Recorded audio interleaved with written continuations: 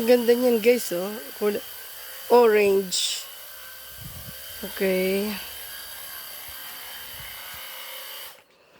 Ayan po kami nagsasaing ng tawilis. Yung si Imer pinapatay ang mga lamok para mamaya kami mag-iihaw dito. O yan, nakaready na din yung aming dalawang duyan. At yan, tataing sito po, mabulaklak to. Itong Dama di Noche na to. Oo, bango-bango kaya dito kung alam nyo lang. Bango dito sa may arc. Tapos yan na, namumulaklak na tong aking oleander. Yan, opo. Ito naman yung, anong tawag dito pa? Melograno. Yan. Kaya lang puro bulaklak. Akala ko naman mamumunga.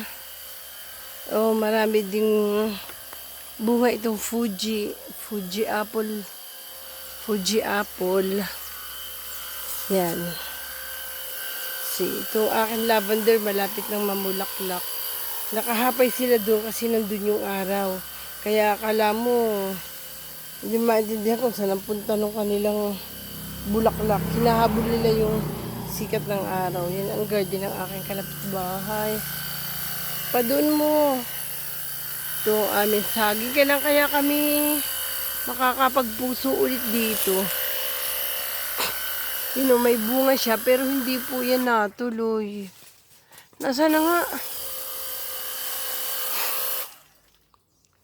Hanggang ganyan lang siya, hindi siya totaling nalaki or nahihinog.